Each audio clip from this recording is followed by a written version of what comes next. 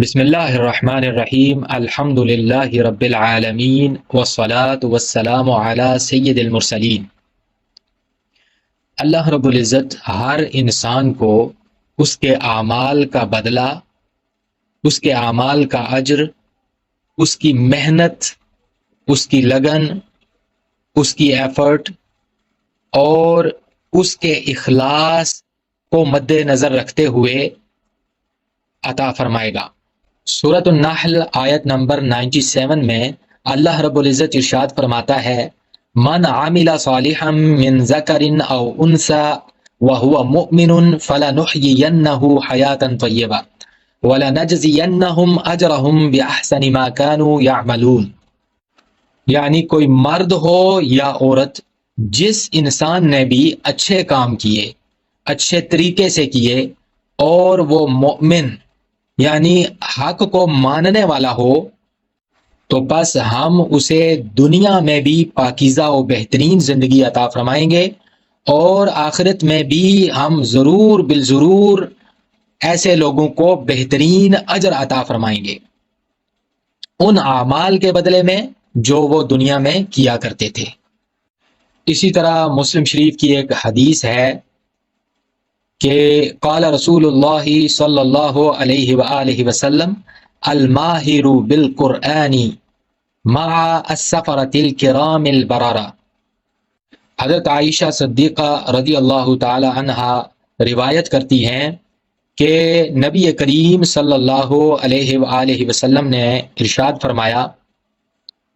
کہ قرآن کریم کا ماہر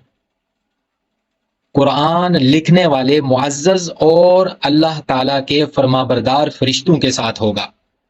آیت مبارکہ اور حدیث پاک کی روشنی میں ہمیں اس بات کا پتہ چلتا ہے کہ اللہ رب العزت ہر انسان کے اعمال کا بدلہ اس کے اعمال میں کی گئی ایفرٹ، محنت، مہارت اور اخلاص کے مطابق اور ان چیزوں کو مد نظر رکھتے ہوئے ہی عطا فرمائے گا۔ اور جس انسان نے بھی اچھے کام کیے اور اچھے طریقے سے کیے،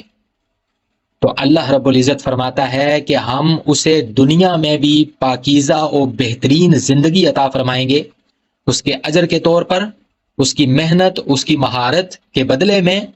اور آخرت میں دنیا کی زندگی سے بھی بہترین اس کے اعمال کا اجر اس کو عطا فرمائیں گے۔ اللہ تعالیٰ نے قاعدہ قانون یہ بنایا ہے کہ انسان جو کرے گا اسی کا اجر پائے گا، دنیا میں بھی اور آخرت میں بھی۔ یعنی دنیا میں اگر اچھا عمل کرتا ہے، کوئی اسکل کے ساتھ کوئی کام کرتا ہے، تو اس کے ریزلٹس اس کو زیادہ دنیا میں اچھے مل جائیں گے۔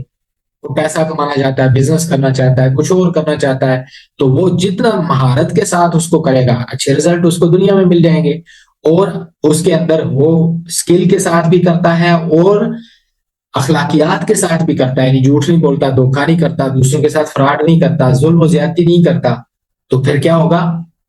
ایک تو اس کو دنیا میں تو نفع ہو گیا، آخرت میں بھی اس کے اچھے اجر اور اعمال کا بدلہ اچھے نتائج کے طور پہ ملے گا۔ جو اللہ پاک نے اگلی آیت میں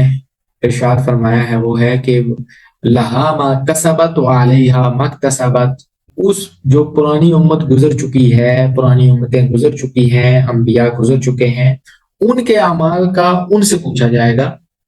کیونکہ یہودی کیا کرتے تھے کہ ہر بات کو منسوب کر دیتے تھے اپنے آباء و اجداد کے ساتھ، کہ ہمارے آباء و اجداد نے یہ کیا، ہمارے دین میں ایسے ہے۔ تو اللہ تعالیٰ نے یہ آیت نازل فرمائی اور فرمایا کہ تم سے وہ نہیں پوچھا جائے گا کہ پچھلے لوگوں نے یا پچھلی امتوں نے کیا کیا، تم سے یہ پوچھا جائے گا جو تم کر رہے ہو۔ تو لہٰذا پچھلوں کے اعمال کا یا دوسروں کی بات کا، کہ دوسروں کے بارے میں کہنا کہ انہوں نے وہ کیا تھا تو ہم یہ کیوں نہیں کریں، جیسے ہم آج کل کے زمانے میں کہتے ہیں کہ کسی غلط بات کو سے روکا جائے تو کہتے ہیں بھائی وہ بھی تو کرتا ہے، تو وہ کرتا ہے تو اس سے پوچھا جائے گا، آپ کرتے ہو،